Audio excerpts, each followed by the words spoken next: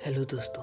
तो कैसे हैं आप लोग। स्वागत है आपका हॉरर पॉडकास्ट फॉर यू में। दोस्तों, मेरा नाम अनमोल है और मैं आपको आज एक कहानी बताने जा रहा हूँ। ये कहानी मेरे नानी के ऊपर बेस्ड है।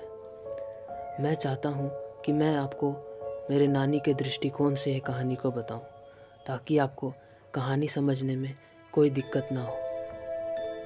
ये बात तब की है जब मैं रोज़ सुबह शनिवार को उठकर पीपल के पेड़ पर जल चढ़ाने के लिए चली जाती थी और उधर ही से मैं मंदिरों में पूजा भी कर लिया करती थी। एक दिन शनिवार को मैं सुबह सुबह उठी।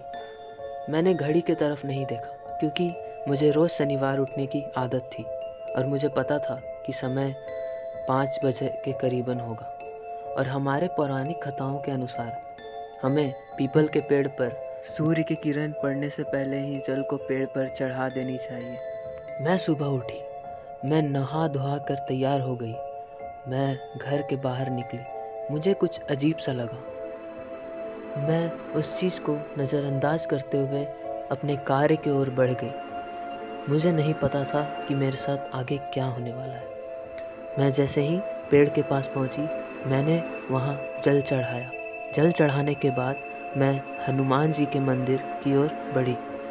जब मैं हनुमान जी की पूजा कर रही थी, तब मैंने बाहर कुछ देखा, जिसको देखकर मैं पूरे से डर गई। मैंने देखा वो एक लड़की थी जो मुझे घूरे जा रही थी। मैंने उसकी आंखों की तरफ देखा।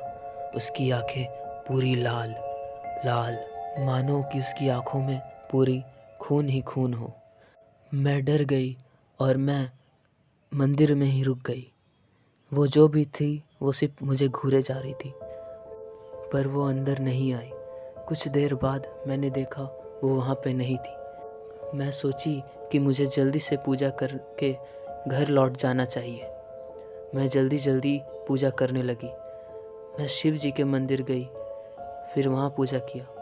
फिर मैं वहाँ से जब निकली तो घर जाने से पहले हाईवे पड़ा।